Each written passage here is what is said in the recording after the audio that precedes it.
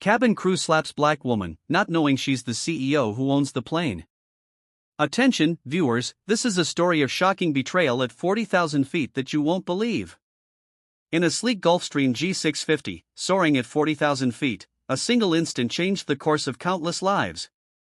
It began as a subtle tension in the cabin, an unspoken friction that simmered beneath the polished smiles and crisp uniforms of the flight crew.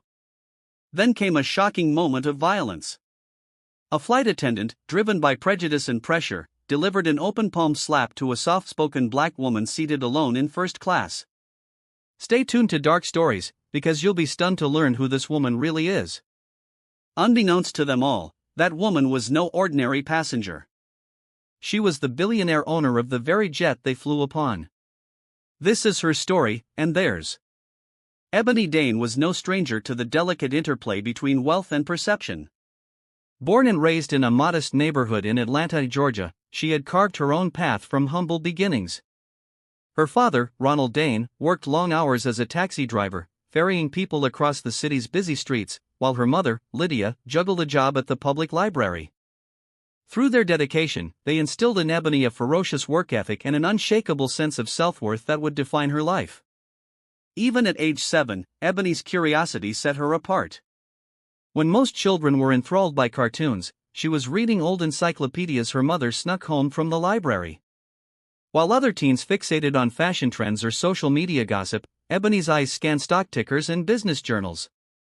By the time she was 25, she had founded an innovative tech startup focusing on mobile financial services, aiming to provide easy banking access for underprivileged communities. Her mission resonated with countless venture capitalists, and a string of wise investments ranging from Silicon Valley software houses to ethically sourced gem mines in Tanzania catapulted her net worth into the billions by the time she was 35. With her substantial wealth came the necessity of frequent travel, and Ebony decided it was time to purchase her own plane. She chose a Gulfstream G650, a masterful piece of aviation engineering known for its long-range capabilities and whisper-quiet cabin. At first, Ebony insisted on personally meeting the pilots, flight attendants, and staff she hired. Her approach was always unorthodox. She wanted to know who she was entrusting her life to, learn about their families, their dreams, and their struggles. Because of her deep empathy, Ebony often found herself in the role of mentor and confidant to her employees, bridging the gap between boss and friend in a manner that sometimes unnerved her advisors. So, on a crisp October morning, Ebony prepared to board her plane for a high-stakes trip that would take her from Atlanta to Los Angeles, then onward to Tokyo, and finally to Dubai, where a multi-billion-dollar development deal awaited her attention. She considered this trip pivotal, not for the money, but for the purpose behind it. She was negotiating with international partners to erect sustainable housing projects in under-resourced regions of the Middle East. Ebony had even managed to pique the interest of real institutions like UNICEF, aiming to transform the conversation around affordable global housing. Here's where it gets intense, Dark Stories fans. The morning held that anxious sparkle of new beginnings, but trouble was brewing just beneath the surface. Ebony's personal assistant, Camille, typed away on a sleek tablet, verifying the final details of an itinerary that stretched for weeks. Ebony double-checked messages from investors, scanning legal documents from her in-house counsel. The sound of her father's voice echoed in her mind, "Keep your head up, baby girl. The world sees your skin before it sees your heart. But let them see your heart after all." Over the years, Ebony had navigated subtle and overt forms of discrimination, from boardrooms to banks. She had learned to counter them with unwavering grace. Yet, the memory of her father's words never lost its edge, a constant reminder that despite her financial success, prejudice was still a storm cloud looming in any sky. That morning, Ebony felt an undercurrent of unease she couldn't quite place. She was exhausted, worn down by the demands of business expansions and philanthropic responsibilities. More than ever, she yearned for a compassionate team, a sense of peace during her journeys. She hoped to find some rest in the quiet sanctuary of her G650's plush cabin. When she finally arrived at her private hangar, Ebony noticed a group of new faces among the staff, a few fresh flight attendants hired by the private aviation management company she used. She sighed inwardly, disappointed that she hadn't personally vetted them as she usually did. Yet time constraints had made her rely on the company's assurances. Perhaps it was an overreaction, but Ebony always felt a tinge of vulnerability around strangers who might be more interested in her net worth than her well-being. She brushed the feeling aside. With her itinerary, she had more pressing matters to worry about. Clad in a simple navy blue suit with minimal jewelry, Ebony exuded an understated elegance that often made her blend into the background, if one ignored the aura of quiet confidence she radiated. A flight attendant named Mark, whom Ebony already knew well, greeted her warmly at the foot of the stairs. He ushered her into the cabin, promising a smooth flight. He looked a bit flustered, managing a polite smile as Ebony stepped into the aircraft's luxurious main cabin. She smiled back, hoping for a restful journey. If only she had known how quickly that hope would unravel. The Gulfstream's interior was a marvel: cream-colored leather seats, high-gloss wooden veneers, and discreet golden accents. Ebony typically found solace in this space. She would sink into a seat and watch the world shrink beneath her feet, drawing comfort from the hum of jet engines. Today, the hum felt different, as though carrying a subtle discord.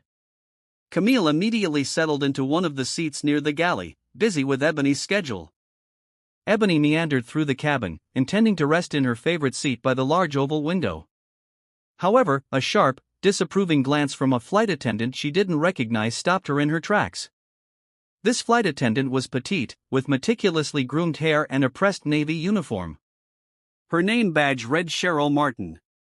At first glance, Ebony picked up on Cheryl's rigid posture and the forced smile plastered across her face. She sensed an energy that set her nerves on edge. Cheryl's gaze lingered on Ebony's modest attire, from her scuffed carry-on bag to the battered leather folder Ebony clutched. Ebony was used to such appraisals, staff or otherwise, and typically dismissed them. Yet something in Cheryl's eyes seemed more critical than simple curiosity. "Miss," Cheryl began curtly, "may I see your boarding pass?" Ebony blinked. Boarding pass? On her personal plane?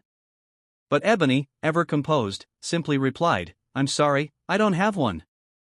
"I believe I'm on the manifest." Cheryl's brow furrowed.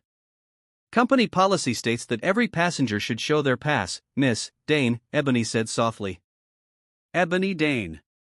Right. Well, Miss Dayne, I don't see your pass or your name here. She flipped through her tablet's digital manifest, eyebrows climbing skeptically.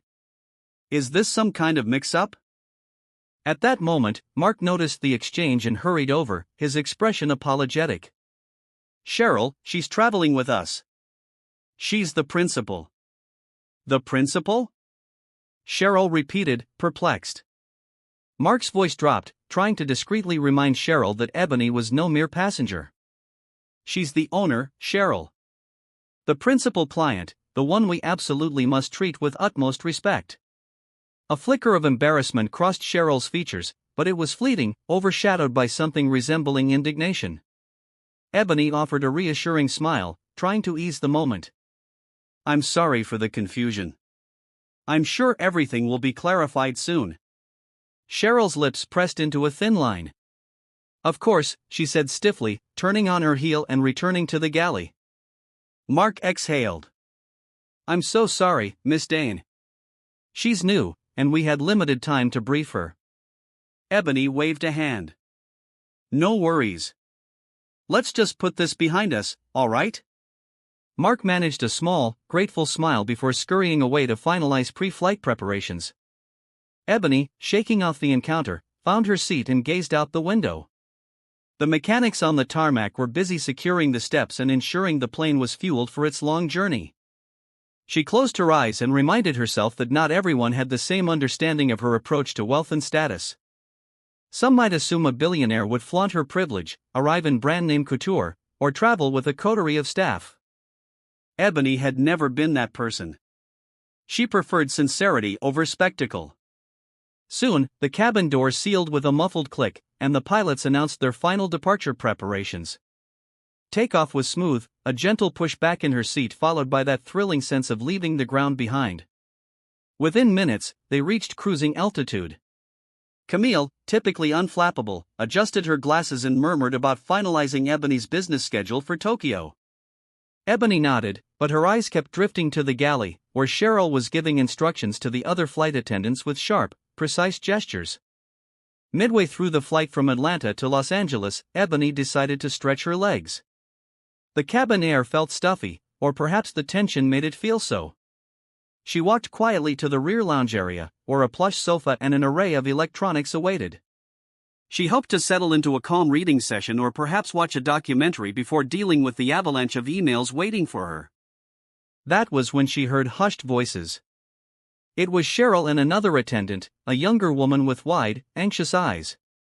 Ebony paused in the corridor, not quite intending to eavesdrop, but frozen by the conversation that drifted to her ears. "That's the owner?" Cheryl hissed incredulously. "I've served bigger, better clients who at least dress the part. Are you sure she's not some imposter?" The younger attendant sounded unnerved. Mark confirmed it. "She's Ebony Dayne, the billionaire. She's known for, being pretty down-to-earth. She invests in all sorts of charitable causes." Cheryl snorted softly. "Charity? Sure. Maybe that's what she calls it. I've seen all types in this industry. Trust me, some trust fund kids just like to pretend they're normal. Well, anyway, you and I know how to handle these flights. Just stick to the instructions and keep your eyes peeled for anything off. This Ebony might pull something." Ebony's breath caught in her throat. She was used to the occasional ignorant remark, but hearing such blatant disrespect in her own plane unsettled her deeply. She took a moment to gather herself, inhaling slowly. Part of her wanted to walk right in, confront Cheryl, and remind her who was paying her salary. Another part urged restraint, to handle the matter with grace. In the end, Ebony stepped back into the main cabin, opting to let her frustrations pass. "I have more important battles to fight," she thought. In mere hours, she would be meeting a representative from UNICEF in Los Angeles to discuss the philanthropic portion of her deal. The last thing she needed was drama within her flight crew. Yet, Ebony couldn't shake the pang of disillusionment. She understood that wealth didn't grant immunity from prejudice. Even so, experiencing outright contempt from someone on her own payroll was a bitter reminder of how far society still had to go. Her father's words echoed in her mind, "Keep your head up, baby girl. The world sees your skin before it sees your heart." Perhaps Ebony had grown complacent, lulled into a sense of security by the many loyal employees and partners she surrounded herself with. Perhaps she had let her guard down. But soon enough, Cheryl's simmering contempt would erupt into a moment that would test Ebony's resolve and spark a revelation for everyone on board. They touched down briefly in Los Angeles to refuel and to pick up two more associates from Ebony's philanthropic circle, Dr. Natalie Brown, an esteemed sociologist, and her husband, Greg, a financial consultant. This leg of the journey was crucial. Natalie would accompany Ebony to Tokyo for meetings focusing on educational initiatives for impoverished youth, while Greg offered strategic advice for Ebony's philanthropic budgeting. Together, they formed a core part of Ebony's dream team, brilliant minds aligned toward meaningful impact. As the plane prepared to depart for Tokyo, Ebony took the chance to personally welcome the Browns on board. She gave them both warm hugs, inquiring about their flight from Chicago. They settled into their seats, the tension from earlier overshadowed by the comforting presence of friends and colleagues. For a moment, Ebony relaxed, smiling as she watched Greg admire the cabin's sleek design, and Natalie remarked on Ebony's unwavering commitment to the cause. But not everyone shared in that warmth. Cheryl scurried about, focusing on in-flight preparations, her expression tight and unreadable. Ebony tried to catch her eye, hoping to share a friendly smile or a gesture of good faith. Each time, Cheryl either averted her gaze or managed a cursory nod. The tension remained, unspoken but palpable. Takeoff from LAX was smooth, but the flight was long, over 10 hours to Tokyo. Partway into the journey, Ebony decided to finalize a presentation for an upcoming conference. As she settled into her seat with a laptop, Cheryl appeared by her side, balancing a tray of drinks. Ebony looked up, meeting the flight attendant's stare. "Miss Dayne, would you like something to drink?" Cheryl asked. The politeness in her tone sounded strained. Ebony nodded politely. "Just water, please." Cheryl placed a glass of sparkling water on Ebony's tray. The plane hit a patch of turbulence, jostling the cabin. The sudden bump made the glass wobble, some water sloshing over the rim. Cheryl's quick movement to steady the glass caused her elbow to bump Ebony's laptop. It clattered onto the side table, but fortunately did not sustain damage. Instantly, Cheryl's composure cracked. "You really should be more careful," she snapped under her breath, giving Ebony a stern glare. Ebony blinked. "I'm sorry?" Cheryl straightened, jaw tight. She glanced around, noticing that Mark and the other attendants were busy. Lowering her voice, she spoke through clenched teeth. "Look, I'm not here to babysit your electronics. This is a high-end aircraft, and we hold ourselves to certain standards." Ebony's chest tightened. She hadn't imagined the edge in Cheryl's voice. Calmly, she replied, "I appreciate your concern, but it was turbulence, and the laptop is fine. It's no one's fault." Cheryl's mouth thinned.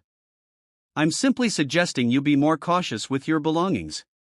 She left, allowing Ebony no chance to respond. Ebony placed a hand over her heart, trying to steady her breathing. "She's having a bad day," Ebony reasoned. "Don't escalate." Besides, Ebony had other matters to attend to: emails from investors, philanthropic proposals, meeting agendas. Focusing on her work, Ebony drowned out the negativity as best she could. But in the pit of her stomach, she felt the churn of something deeply unsettling. A few hours into the flight, Ebony got up to stretch once again. She noticed Natalie in quiet conversation with Camille near the galley. Natalie's typically radiant face seemed drawn, her brows knitted with concern. As Ebony approached, she caught the tail end of their hushed exchange. "I'm telling you, something's off with her," Natalie whispered. "She wouldn't even give me a glass of water without a sneer." Camille shook her head. "I've tried being polite. She just snaps at me, too. Mark says she's never been this way on other flights. Maybe it's Ebony's presence she doesn't like." They halted their conversation the moment they spotted Ebony.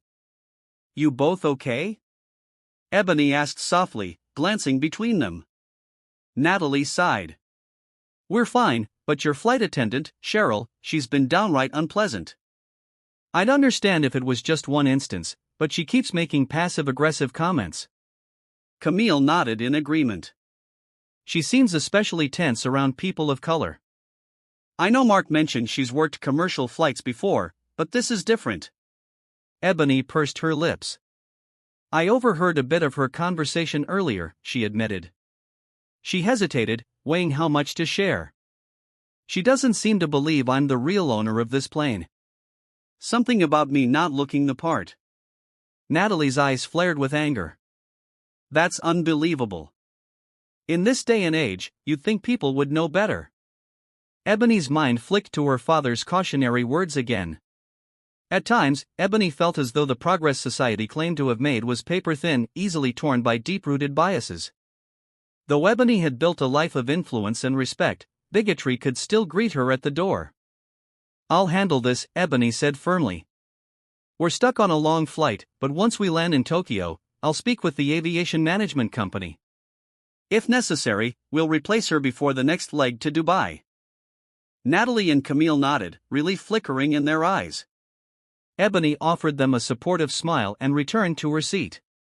She tried to immerse herself in the pages of her business reports, but a quiet anger simmered within. One part of her wanted to call out Cheryl's behavior immediately. Another part cautioned that any confrontation mid-flight could escalate dangerously. Over the years, Ebony had learned to pick her battles, but she also knew that ignoring blatant disrespect helped no one. Hours later, night settled over the plane's interior, the dimmed cabin lighting reminiscent of a gentle twilight. Ebony was drifting in and out of a nap when she heard hushed voices at the seat behind her. Cheryl was speaking to one of the younger attendants again. Ebony strained to hear, but she only caught snatches of the conversation. Words like bossy, money, and "they're all like that" drifted to her ears. Though Ebony couldn't be certain, the tone reeked of condescension, perhaps laced with something even uglier. Ebony closed her eyes, swallowing back a surge of hurt. She was used to microaggressions, yet nothing prepared her for repeated hostility in her own aircraft. She resolved to address this once they landed. Unfortunately, fate had a cruel trick in store. forcing the confrontation far sooner and with far greater turmoil than she'd anticipated. By the 8th hour of the flight, fatigue weighed on everyone. The plush seats provided comfort, but the extended travel time wore down even the most seasoned flyers. Ebony, feeling restless, made her way to the plane's small lounge in search of a distraction. She found Camille there, flipping through a menu of in-flight meals. "Hungry?" Camille asked, trying to force a smile. Despite the tension, Ebony and her assistant had known each other long enough to exchange the comforting glances of good friends. "Not really," Ebony admitted. "I'm just wired. Too many thoughts on my mind." At that moment, the seatbelt sign dinged on, accompanied by the pilot's smooth voice over the intercom. "Ladies and gentlemen, this is your captain speaking. We're expecting some moderate turbulence due to a weather system over the Pacific. Please return to your seats and fasten your belts." With a shared sigh, Ebony and Camille returned to the main cabin. They buckled in, Ebony flipping her phone's flight mode on and off as if it would help quell her anxiousness. The turbulence was mild at first, mere bumps along the flight path. But then the plane shook harder, jostling overhead compartments. A few passengers let out startled yelps. Cheryl sprang into action, striding up the aisle to secure any loose items. The new flight attendants followed her lead, though they seemed a bit panicked. Ebony kept her eyes on Cheryl, noticing the tense set of the woman's shoulders. The plane lurched again, causing Ebony's water glass to topple onto the carpet. That small accident triggered a cascade of events. Sensing a dangerous shift in altitude, Ebony grabbed the edges of her armrests. Camille let out a breathless, "Oh my God," as the plane pitched slightly, then leveled. Over the loudspeaker, the pilot's voice returned, "Folks, we're experiencing stronger turbulence than expected. Flight attendants, please take your seats for safety." Cheryl was assisting an older passenger from Ebony's philanthropic group who had come aboard last minute. She helped him to his seat, but in doing so, she fumbled and knocked a stack of Ebony's documents to the floor, printouts detailing philanthropic strategies for the upcoming UNICEF collaboration. Papers scattered, sliding along the aisle as the plane rocked. Ebony quickly unbuckled, bracing herself against the seatbacks, and began gathering them. "Ma'am, remain seated," Cheryl hissed, trying to maintain her composure. Another jolt sent Cheryl stumbling, and she landed awkwardly near Ebony.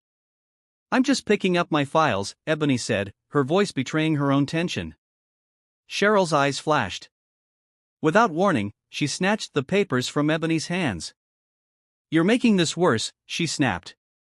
"Stay seated now." Ebony tightened her grip on the seat, biting back a retort. She reached for another paper drifting by her foot. Suddenly, the plane gave a particularly violent shudder, throwing Cheryl off balance. She collided with Ebony, her elbow striking Ebony's side. Instinctively, Ebony reached out to steady Cheryl. But Cheryl took it as aggression, misreading Ebony's intention entirely. In a moment Ebony would replay countless times, Cheryl's open palm flashed out in a moment of panic and frustration. Slap! The sound was sharp, reverberating through the tense cabin. Ebony's head jerked to the side as the sting radiated across her cheek. For the briefest instant, time seemed suspended. The entire cabin hushed in shock. Even the turbulence seemed to abate, as though the plane itself was stunned by what had just happened. Cheryl froze, her hand trembling in midair, eyes wide. She realized too late what she had done. A hush blanketed the cabin, all eyes locking onto Ebony, who stared back in disbelief. Mark stood a few seats away, his face ashen with horror. Camille gasped, pressing a hand to her mouth. Ebony's cheek burned. Her mind spun with disbelief, shame, and a surge of indignation. She looked into Cheryl's eyes and saw fear, confusion, and perhaps the flicker of prejudice that had been simmering underneath. In that electrified second, Ebony's heart broke and solidified all at once, forging a resolve she didn't know she had. No one moved. No one spoke. All Ebony could hear was the hum of the cabin pressurization and her own heartbeat thudding in her ears. The hush dragged on, thick with collective disbelief. Then the pilot's voice, trembling slightly, returned over the intercom, "Cabin crew, please remain seated." It was a surreal moment. Cheryl still had her hand raised, frozen in place as if she couldn't believe what her body had just done. Ebony straightened, her breath coming in shallow gulps, her palm instinctively pressing against the cheek that had been struck. Before Ebony could speak, Mark rushed forward. He gently but firmly took Cheryl's arm and guided her away, whispering something Ebony couldn't catch. Nearby, Camille unbuckled herself, hurrying to Ebony's side. Natalie and Greg, further down the aisle, looked stricken, their bodies half out of their seats as though they were unsure whether they should approach. "Ebony?" Camille whispered, voice tight with concern. "Are you all right?" Ebony blinked, disoriented. The plane jolted again, but far milder this time. She nodded slowly, struggling to form words. Yeah, I'm okay." Camille's eyes brimmed with sympathy. "That was... I can't believe she..." Ebony inhaled, trying to steady herself. "I know," she murmured. "Just give me a moment." She stood, bracing against the seats as the plane dipped slightly. In the galley, she could see Cheryl's silhouette. The flight attendant looked stunned, hands clasped tightly in front of her. Ebony stepped forward, ignoring the stares from the other passengers, ignoring her own racing thoughts that questioned how something like this could happen on her plane by someone on her own payroll. Mark stepped between Ebony and Cheryl, desperation etched across his features. "Miss Dayne, let me handle this." She didn't mean Ebony held up a hand, forcing Mark's words to still. "Let me speak," she said, her voice quieter and more measured than even she expected. Camille hovered close, ready to intervene if necessary. Cheryl lifted her gaze, and Ebony saw tears brimming at the edges of the flight attendant's eyes. I'm sorry, Miss Dayne," she sputtered. "I got thrown by the turbulence, and Ebony cut her off with a look that held no hostility, but an unmistakable firmness. "You slapped me," Ebony stated plainly, as though reaffirming the reality of what had just occurred. Whether it was an accident from the turbulence or a moment of anger, it happened. Tears began to streak Cheryl's cheeks. "I swear it wasn't out of hate. I was just startled." Ebony's composure wavered. "You and I both know there's been tension since Atlanta. You've questioned my presence on my own jet. You've spoken about me behind my back as though I were some fraud. Perhaps you've let your prejudices shape your behavior. Perhaps you've had a bad day. Regardless, I don't deserve to be assaulted. Nobody does." She drew in a shaky breath. "This is unacceptable." In that moment, Ebony felt the weight of her experiences, the sum total of every time someone had doubted or disrespected her based on her appearance. Memories of early investor meetings where she was dismissed or belittled, or high society functions where she was treated like a novelty rather than a peer, surfaced in her mind. But those incidents had always been intangible slights, words, tones, covert looks, never a physical blow. Cheryl covered her mouth, sobbing now, her posture crumpling in on itself. Mark gently touched her shoulder, but she shrugged him off, focusing solely on Ebony. "I'm so sorry. It was an accident. I swear."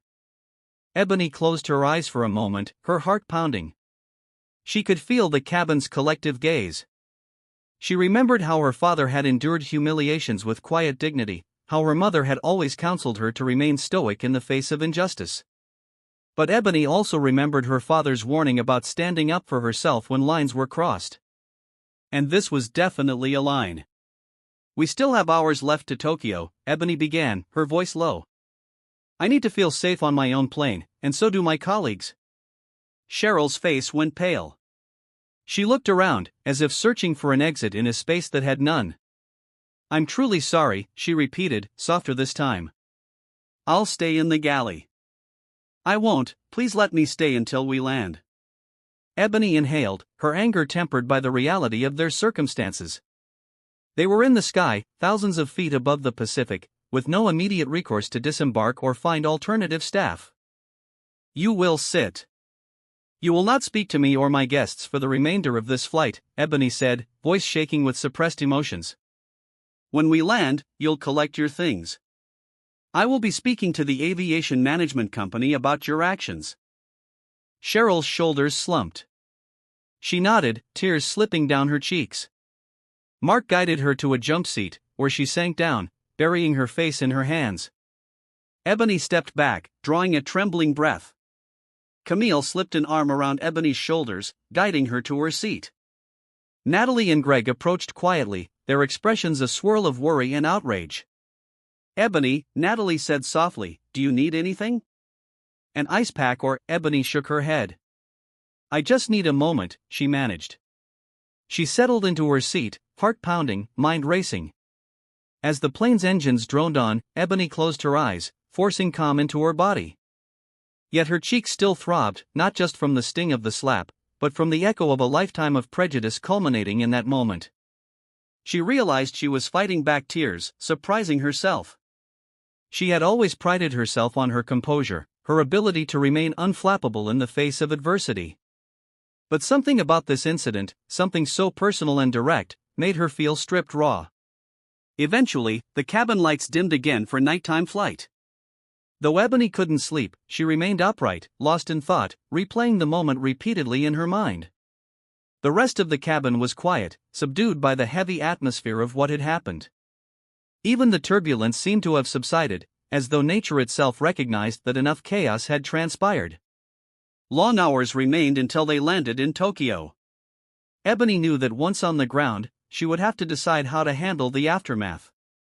Part of her seethed with righteous anger, demanding that Cheryl be fired immediately. Another part of her, one shaped by her parents' teachings and her own empathetic nature, wondered if there was more beneath Cheryl's actions than simple racism. Either way, Ebony knew this event would mark a turning point for everyone on board, and likely for herself most of all. They touched down at Tokyo's Haneda Airport under the cloak of early morning. Through the window, Ebony watched the city lights, still dazzling from the night, transitioning into the gentle glow of dawn. The sense of relief that came with landing was palpable, like a collective exhalation of tension that had held them captive in the sky. As soon as the aircraft door opened, Ebony instructed Mark and Camille to escort Cheryl off the plane and into a private lounge area to await a conversation with Ebony and the aviation management representative. The rest of the passengers, many of them Ebony's associates, disembarked with hushed solemnity, casting concerned glances at Ebony as they left. Ebony felt a swirl of emotions: anger, betrayal, and an odd sense of sorrow. She didn't relish confrontation, but this needed to be resolved properly. "I can't just brush off someone striking me," she told herself. "But do I want vengeance, or do I want the truth?" In the discreet lounge, Ebony took a seat at a sleek wooden table. Camille stood nearby, phone in hand, ready to call Ebony's lawyers if necessary. Cheryl sat across from Ebony, head bowed.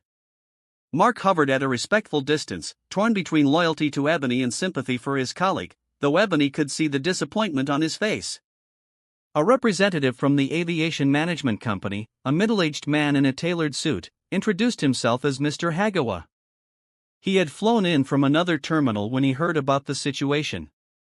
He greeted Ebony with a deep bow, apologizing profusely in both English and Japanese for the distress caused on the flight. Ebony offered a curt nod, still gathering her composure. "Thank you for your prompt arrival, Mr. Hagawa. Let's get to the matter at hand." He nodded solemnly, directing his gaze to Cheryl. "Miss Martin, it has been reported that you committed an act of physical aggression toward Miss Dayne. Is this correct?" Cheryl's voice was barely audible. "Yes, sir. There was turbulence, and I slapped her, but I didn't mean to. I'm deeply sorry." Mr. Hagawa turned to Ebony, who had her arms folded protectively across her chest. "Miss Dayne, how would you like to proceed? Our company has a zero-tolerance policy for misconduct." Ebony inhaled, heart still pounding at the memory. She locked eyes with Cheryl, who looked ready to burst into tears again. "Your policy should be followed. I won't stand in your way if you decide to terminate Miss Martin's employment. However," she paused, her tone softening, "I also want to understand why this happened." Cheryl risked looking up. I was thrown off, literally. The turbulence." Ebony shook her head. "Don't insult me or yourself by pretending this was purely an accident. There's been tension from the moment we boarded in Atlanta. You questioned my identity as the owner. You treated my colleagues and me with disdain. And in that moment of chaos, you lashed out physically. Maybe the turbulence triggered it, but the anger was already there. The lounge fell silent. Cheryl's face twisted with guilt. I'm sorry, she repeated, voice shaking. I was angry, frustrated. I let things get to me. Ebony's brow furrowed. Things like what? My presence as a black woman who isn't dressed like a billionaire, or the fact that you just didn't like me? She paused, pushing down the lump in her throat. You do realize how offensive and dangerous this is? Cheryl swallowed, tears welling. I never meant. Look, I've had a difficult time. My family's been struggling. I lost my mother to cancer 2 months ago, and there were bills. I took this job thinking it would be glamorous and solve some money problems. Then I see someone like you, wealthy beyond imagination. It just felt unfair. I was envious, and maybe I believed you were flaunting it. I resented you. Ebony blinked, absorbing Cheryl's words. She turned her gaze downward, remembering the old adage, hurt people hurt people. For a moment, Ebony's anger and pain wavered, replaced by empathy. She knew how grief could distort judgment, how emotional turmoil could lead someone to lash out. But it wasn't an excuse to strike another person. Listen, Ebony said gently. I'm sorry for your loss. I know what it's like to watch someone you love suffer, but that doesn't justify treating others with hostility, nor does it excuse violence. She glanced at Camille, who nodded in silent agreement. You slapped me, Cheryl. Do you understand how unacceptable that is? If I hadn't owned that plane, if I'd been anyone else, you would still be at fault. But the fact that I do own that plane makes this more than just a personal assault. It's an egregious breach of professional conduct. Mr. Hagawa interjected. Miss Dayne, we fully acknowledge the seriousness of this. We will follow protocol. Miss Martin will be placed on immediate suspension pending an internal review, but I suspect the outcome will be termination. Shall we proceed with that? Ebony drew a long breath, her heart clenched with conflicting emotions. Cheryl was tearful, trembling with remorse, and Ebony could see genuine regret in her eyes, regret for both the physical act and for the prejudice she had harbored. Ebony found herself standing at a crossroads. She could demand termination on the spot, or she could offer a path toward redemption. Her father's voice flitted through her mind, hate only wins when we shut the door to understanding. At length, Ebony spoke, voice quieter. Yes, follow your policy. Suspend her immediately. But before you decide on termination, I'd like you to consider one thing. If Miss Martin is willing to undergo bias training and counseling and truly wants to reform her approach, I won't object to her eventually returning. That is, if she can prove she's learned from this. Cheryl stared, speechless. Mr. Hagawa, too, looked taken aback. That's very generous, Miss Dayne, he said after a pause. Ebony's cheek still ached faintly, reminding her of the indignity. Her stomach churned at the memory. She wasn't excusing or forgiving so easily. Yet, she believed in second chances under the right circumstances. What's the point of punishing someone without giving them a chance to grow? Ebony reflected. That, after all, was part of her philanthropic ethos, to uplift others and transform negative cycles. Don't mistake my empathy for weakness, Ebony warned, locking eyes with Cheryl. Your fate is in the company's hands now. But if you truly want to change, there might be a way forward. If not, you're done. Tears rolled down Cheryl's cheeks as she nodded, her voice cracking. Thank you, she whispered, though Ebony wasn't sure if Cheryl realized the road to real accountability was long. Once the meeting concluded, Ebony found herself alone in the lounge. Camille had stepped out to coordinate ground transport, and Mark had gone to check on some logistical details for the next leg of the trip to Dubai. The hush of the early morning airport felt oddly soothing, a stark contrast to the chaos and tension of the past many hours. Ebony cradled her phone, mind swirling. She had just concluded a call with her father back in Atlanta, recounting the story of what had transpired. Ronald Dayne, ever the pillar of calm, offered words that felt like a warm balm to Ebony's frayed nerves. I'm proud of you, baby girl. You stood up for yourself, but you also showed compassion. That's the mark of real strength. Yet Ebony's composure was cracking at the edges. As she sat alone, she felt tears trickle down her cheeks. The sheer emotional burden of being struck, of having her dignity questioned, was heavier than she'd allowed herself to admit in front of others. She pressed a hand to her stinging cheek, letting the tears fall freely. She was tired of constantly having to prove herself, tired of meeting prejudice with patience, tired of bridging gaps that should never exist in the first place. Minutes later, the lounge door slid open, revealing Natalie. The sociologist approached cautiously, arms extended in a gentle gesture of concern. Ebony quickly wiped her tears, trying to regain composure, but Natalie sank into the seat beside her and wrapped Ebony in a warm hug. "You don't have to be strong every second," Natalie murmured, letting Ebony rest her head on her shoulder. Ebony sniffled, her voice shaky.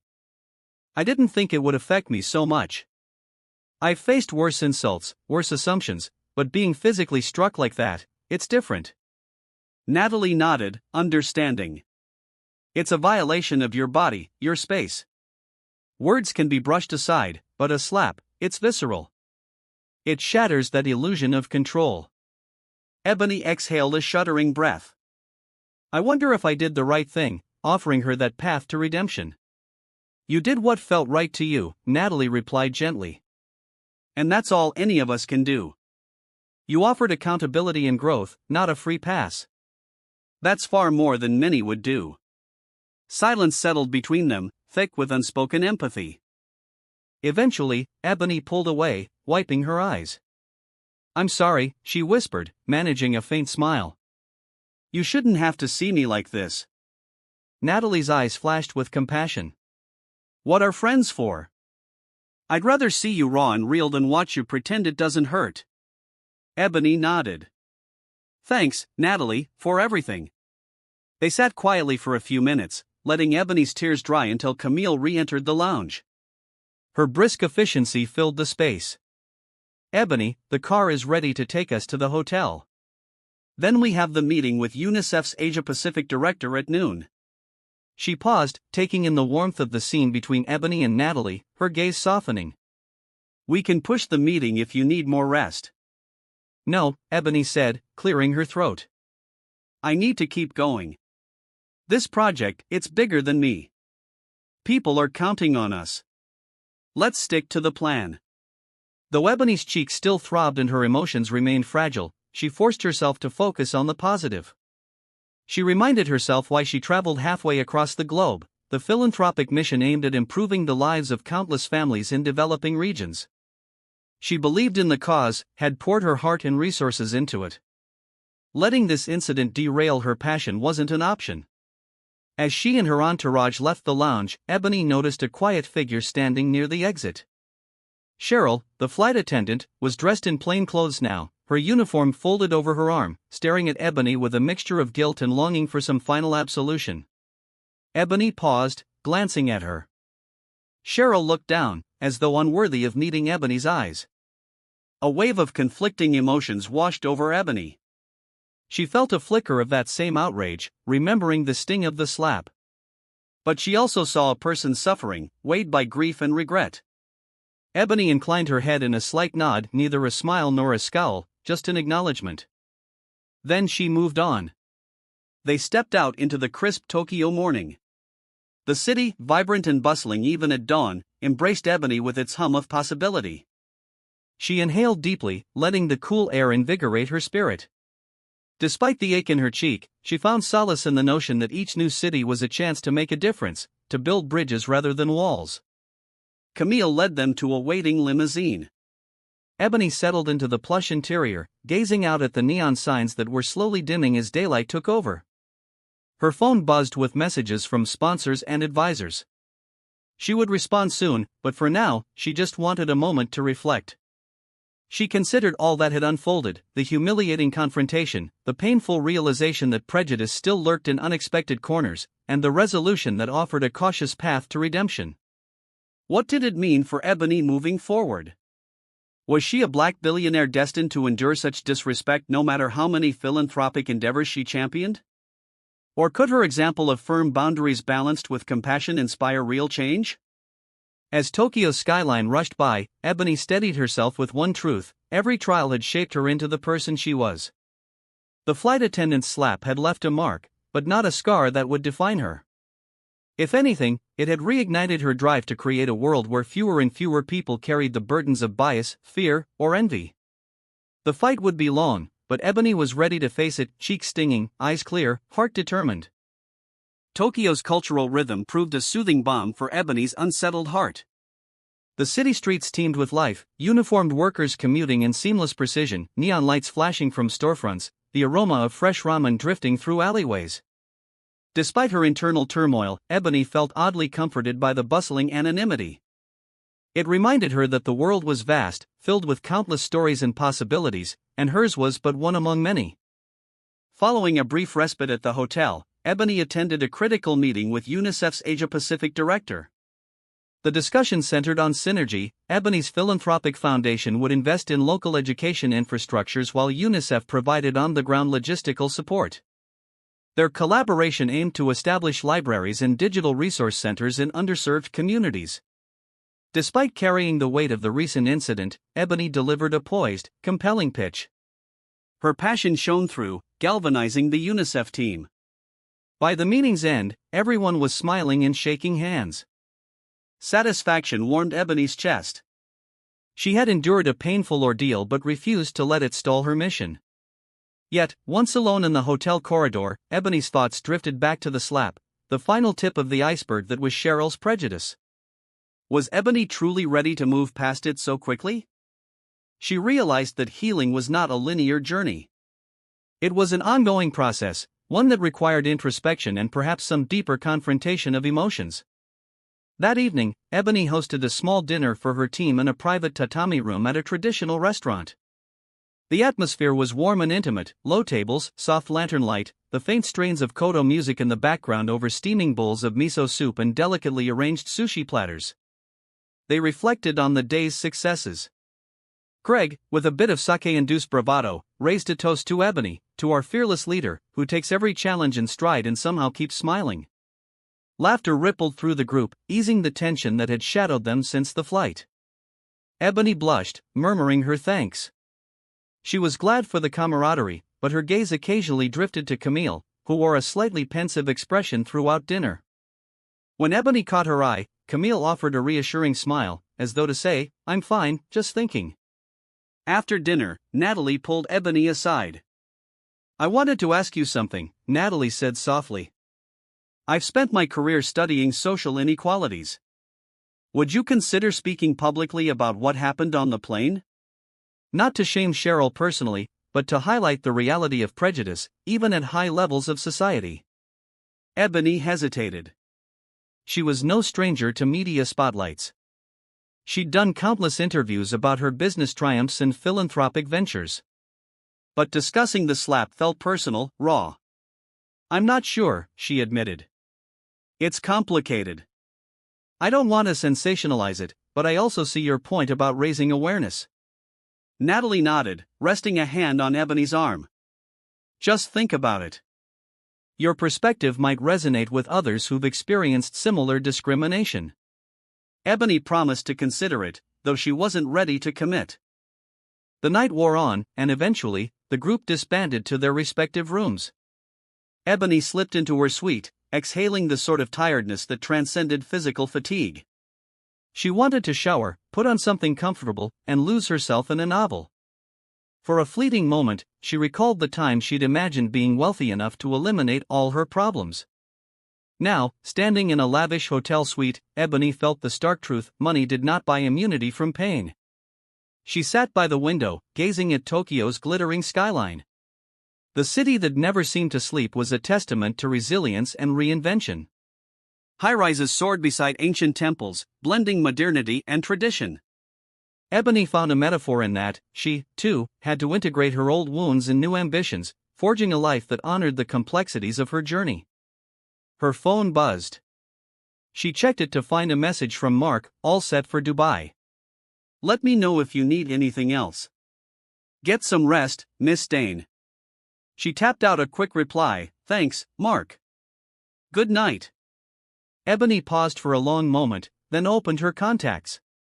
She scrolled to a name she rarely used, her therapist back in Atlanta, a compassionate woman named Dr. Corinne Wallace. It had been a while since Ebony had scheduled a session. Her business travel often disrupted therapy appointments.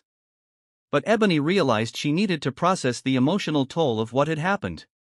She composed a brief message. "Hi, Dr. Wallace. It's Ebony. Something happened, and I think I need to talk. Could we set up a video session soon?" The act of asking for help was subtle but significant. Ebony found it both humbling and liberating. "I'm human," she reminded herself. "I'm allowed to feel hurt. I'm allowed to ask for support." With that, Ebony rose, turned off the lights, and let the hush of night envelop her. Sleep came slowly, her mind swirling with images, the jarring moment of the slap, the tearful apology, her father's reassuring words, the bright eyes of UNICEF's director signing that contract. Despite the lingering bruise on her spirit, she drifted into dreams fueled by a deeper conviction that each challenge, painful as it might be, was shaping her into a more empathetic, more resolute force for good. Within days, Ebony and her entourage had moved on from Tokyo to Dubai, stepping into a world of towering skyscrapers, luxurious malls, and bustling souks. The city's shimmering skyline reflected off turquoise waters, a testament to human ingenuity and audacity. Here, Ebony planned to close her final deal for the sustainable housing project, an ambitious venture that would establish eco-friendly communities in desert regions, providing affordable living solutions to thousands of migrant workers. Her schedule in Dubai was relentless, back-to-back meetings with local developers, government officials, and international architects. Yet, she felt a renewed sense of purpose fueling her every step. The memory of Cheryl's slap no longer consumed her thoughts, but it informed her actions. Discrimination lives in every corner of the world, Ebony realized. The work I'm doing is about more than just homes or libraries. It's about empowering people to transcend limiting narratives. In a gleaming conference hall overlooking the Arabian Gulf, Ebony delivered her concluding pitch to a panel of potential co-investors. The microphone felt cool in her hand as she spoke passionately about bridging wealth gaps, championing green energy, and cultivating communities that value diversity. Her words resonated deeply, and when she ended, the room erupted in applause. One of the officials approached Ebony, offering a formal handshake. "We are honored to partner with you, Miss Dayne. Your vision is inspiring." The signing ceremony took place the very next day. Cameras flashed, reporters scribbled notes, and Ebony's calm smile belied a kaleidoscope of emotions within. Once the formalities were over, Ebony found a quiet corner near a large window that overlooked the city. Camille soon joined her, pressing a glass of sparkling juice into Ebony's hand. "To your success," Camille said warmly, clinking her own glass against Ebony's. "How do you feel?" Ebony gazed at the swirling skyscrapers, architectural marvels that pierced the sky. "Grateful," she replied softly, "and resolved. It feels like a new beginning, somehow." Camille nodded, a contemplative light in her eyes. "I have to say, watching you handle what happened on the plane, I'm in awe, Ebony. You showed so much grace. I can't imagine most people responding like you did." Ebony arched a brow. "Honestly, I'm still processing it. It's easy to question whether I did the right thing by not demanding immediate termination." Camille shrugged. "Maybe it's not about right or wrong. Maybe it's about choosing the path that aligns with who you want to be. And you did exactly that." Warmth spread through Ebony's chest. She thought about Dr. Wallace's response to her message. She had managed to schedule a video session after returning to Atlanta. Despite Ebony's busy lifestyle, she was finally making space for her emotional well-being. Self-care is part of the mission, too, Ebony reminded herself. A soft chime from her phone interrupted her reverie. It was an email from Mr. Hagawa, the aviation management representative in Tokyo. The subject line read, "Update on Cheryl Martin." Ebony inhaled sharply, bracing herself for whatever might be inside. She tapped it open. "Dear Miss Dayne, I hope this message finds you well. I wanted to update you regarding Miss Martin's situation. Following our internal review, she has been officially suspended without pay for 4 weeks. She has agreed to undergo professional counseling and bias training as you suggested. Miss Martin asked me to relay a personal message. She remains deeply remorseful for her actions and is grateful for the opportunity to learn and possibly return to her duties, albeit under strict supervision. If you have any concerns or wish to discuss further, please let me know. Best regards, Mr. Hagawa. Ebony exhaled, quietly relieved. She showed the email to Camille, who read it and placed a comforting hand on Ebony's shoulder. So, it seems she's taking your offer seriously. Ebony nodded. I hope she truly grows from this. And if she doesn't, well, there are consequences, but I'd like to believe people can change. The final flight back to Atlanta was swift, the company charter having arranged a different attendant crew. There were no incidents, just a calm journey across continents. Ebony spent the flight drafting notes for her philanthropic foundation and reflecting on how her life had shifted in the span of just a few weeks. When they landed in Atlanta, Ebony stepped off the plane with a sense of homecoming. She was eager to see her parents, share the success of her deals, and also open up about the emotional turmoil she'd experienced. The slant of late afternoon sunlight bathed the tarmac, illuminating Ebony as she strode with confident grace toward the waiting car. As she settled into the back seat, Ebony closed her eyes and let the hum of the engine lull her into a meditative state. The physical bruise on her cheek had faded, replaced by a deeper understanding of her resilience. The intangible bruises, those inflicted by prejudice and violence, would take more time to fully heal. But Ebony felt prepared for the journey. She would continue forging alliances, championing projects that changed lives, and speaking up about the subtle and overt injustices that pervaded society. Her father's words guided her still, "Keep your head up, baby girl." She would, and in doing so, she would lift others along the way, turning moments of pain into pathways to empathy and growth. Thank you for journeying through this story of turbulence and triumph with Dark Stories. Ebony Dayne's resolve in the face of prejudice reminds us that no matter the heights of success we achieve, we're all susceptible to the wounds of ignorance. Yet her compassionate choice to offer a path toward redemption shows that even painful encounters can pave the way for growth and change. If this story resonated with you, please help us continue the conversation by sharing it widely. Like this video to show your support, leave a comment with your thoughts or personal experiences, and subscribe to Dark Stories to stay connected to more stories of resilience and empowerment. Your engagement makes a real difference in spreading understanding and empathy across our digital community. Together, let's keep our heads held high and our hearts open, moving ever closer to a world where everyone is seen and valued.